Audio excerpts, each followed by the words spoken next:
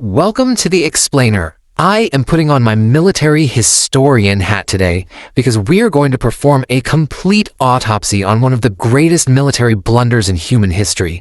We are looking at the Saratoga Campaign of 1777.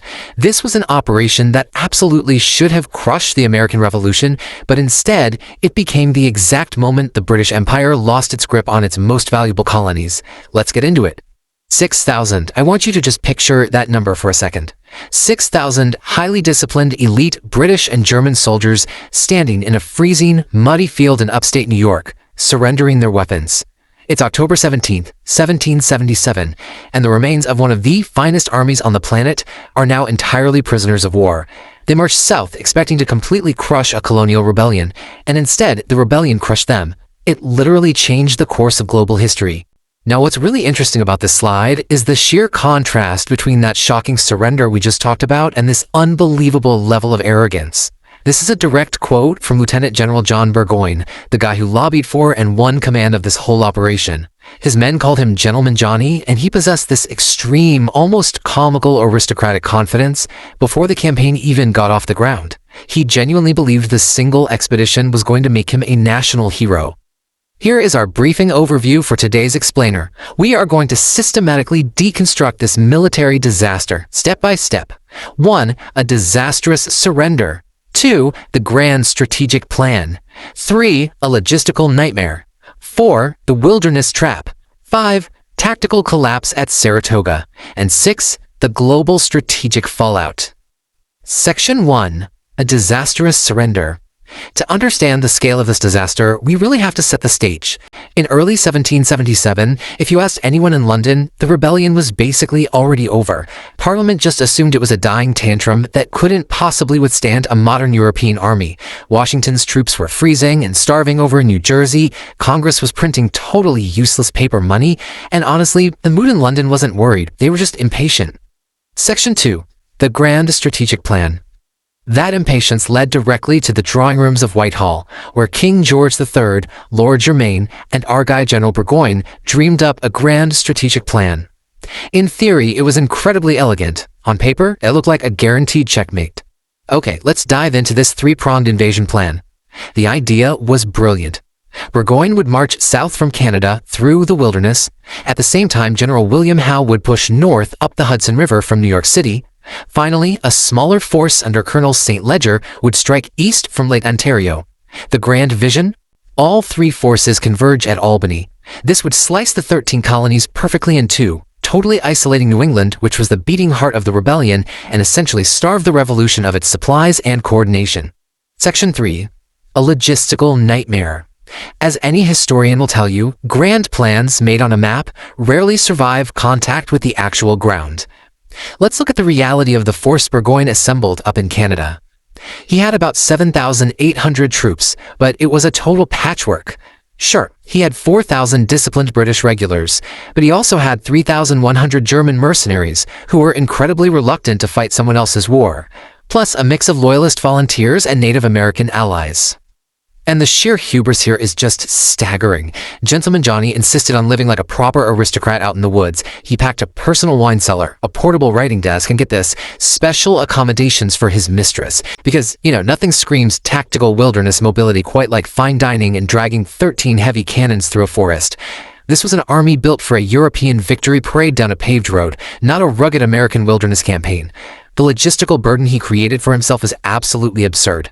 Section 4. The wilderness trap. Even with all that baggage, Burgoyne's bloated army initially met with terrifying success. In early July, they captured Fort Ticonderoga, which was a massive stronghold, almost without firing a single shot. The Americans just fled in a panic.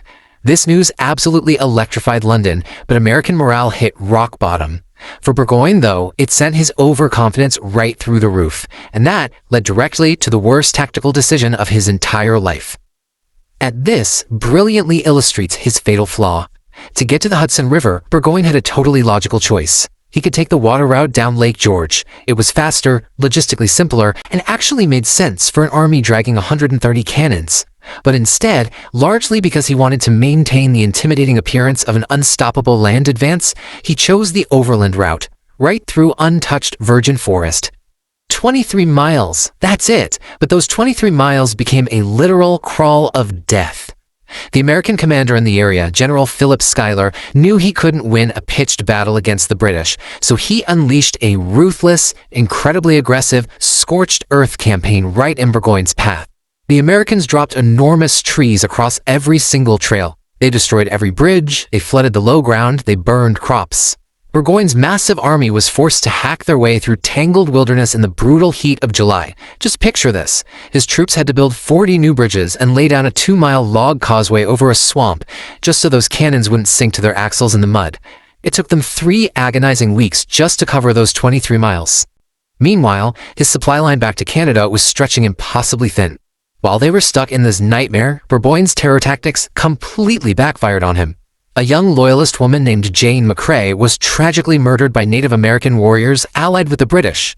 This news exploded across the colonies like wildfire. Men who had been perfectly happy sitting on the fence grabbed their muskets and marched north. Instead of terrorizing the frontier into giving up, Burgoyne handed the Americans the ultimate propaganda tool. It proved that psychological blowback can be just as deadly as enemy fire, driving thousands of furious volunteers straight into the American militia camps. By August, the British Army was literally starving. Getting desperate, Burgoyne sent a detachment to Bennington, Vermont to forage for supplies.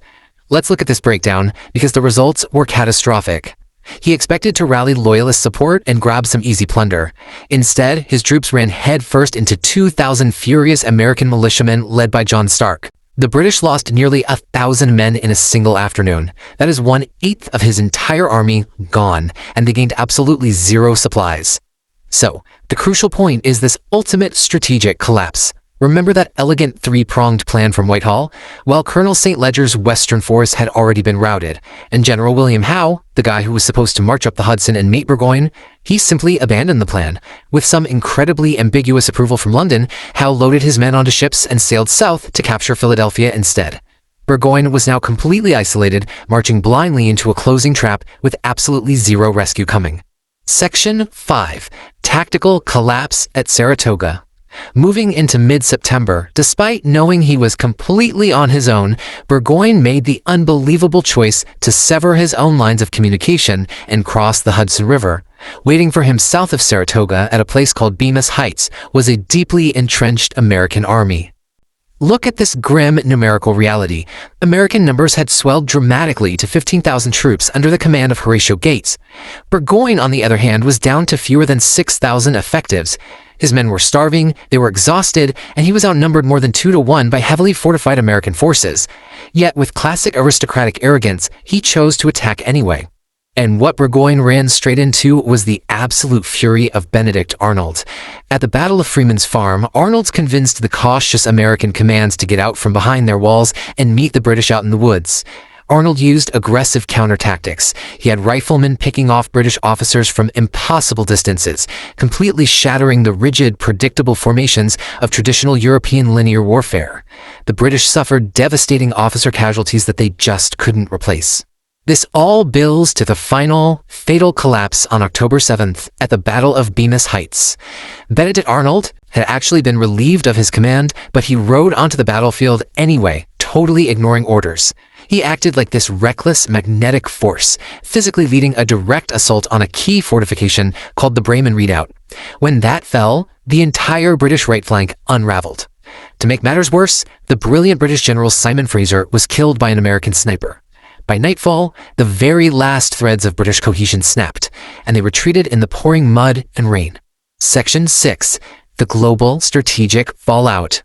Surrounded, starving, and with absolutely no escape route left, the inevitable finally happened.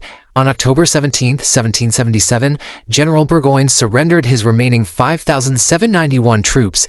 It was the largest surrender of British troops on a foreign battlefield in living memory. Now, this wasn't just a great day for the Americans. The global fallout was earth-shattering. Over in Paris, Benjamin Franklin had been practically begging the French to join the war. The exact moment news arrived that an entire British field army had surrendered at Saratoga, the French realized, hey, this is actually a winnable war. By February 1778, France signed a formal military alliance. They poured gold into American war chests and sent their massive navy to challenge the British.